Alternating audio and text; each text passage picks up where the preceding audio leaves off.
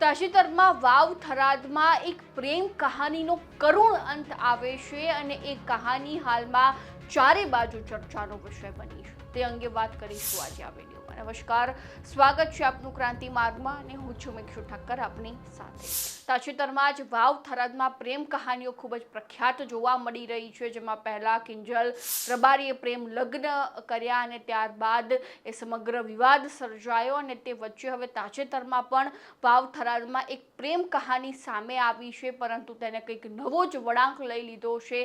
ખાસ સાંભળજો, જેમાં વાવ થરાદના એક પોપટભાઈ નામનો એક યુવક છે, તે પાયલબેન નામની યુવતી સાથે પ્રેમમાં હોય છે. ઘણા સમયથી તેમને પ્રેમ સંબંધ હોય છે, પરંતુ અચાનક એક દિવસ એવો આવે છે કે જેમાં પાયલ નામની જે યુવતી છે તેની સગાઈ એક અન્ય યુવક સાથે નક્કી કરી દેવામાં આવે છે અને જ્યારે સગાઈ નક્કી થાય છે તેના બીજા જ રાત્રિના સમય દરમિયાન એ પોપટ અને પાયલ નામના જે આ યુવક યુવતી છે તે ભાગી જાય છે પોતાના ઘરથી. અને જ્યારે રાત્રિના સમય દરમિયાન યુવકના ઘરનાને ખબર પડે છે કે અમારો દીકરો ક્યાં ગયો, ત્યારે એ સમગ્ર ગામમાં જે છે તે શોધખોળ શરૂ કરે છે અને જ્યારે તે ખરેખર એક ઝાડ ઉપર લટકતી લાશને જોવે છે ત્યારે તેમના પગ નીચેથી જમીન ખસી જાય છે, કારણ કે એ ઝાડની નીચે જે છે તે એ યુગલની લાશ લટકતી જોવા મળી હતી. યુટ્યુબને કેટલીક રિસ્ટ્રિક્શનને કારણે અમે તે દ્રશ્યો તમારા સુધી નથી બતાવી શકતા, કારણ કે જ્યારે મેં એ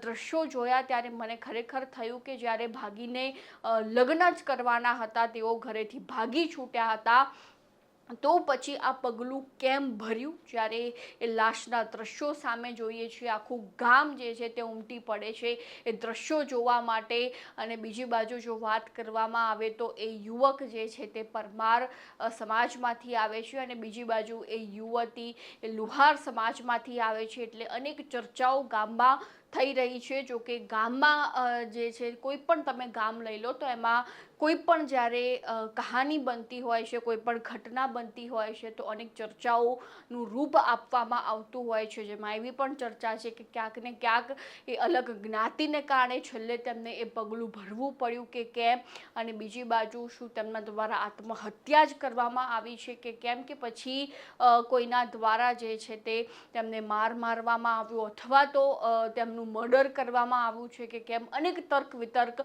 બહાર આવી રહ્યા છે. ગામ પણ શોકના માહોલમાં ડૂબી ચૂક્યું છે, કારણ કે આવી રીતે એક નાની વયના યુવક અને યુવતી દ્વારા આવું પગલું ભરવામાં આવ્યું હતું. અત્યંત કરુણ સ્થિતિ જે છે તે પરિવારની પણ જોવા મળી રહી છે. તો હવે જોવું રહ્યું કે આ મુદ્દા અંગે પોલીસ શું કહી રહી છે, પોલીસ તપાસમાં શું આવે છે કે ખરેખર આ આત્મહત્યા જ હતી કે મર્ડર કરવામાં આવ્યું છે.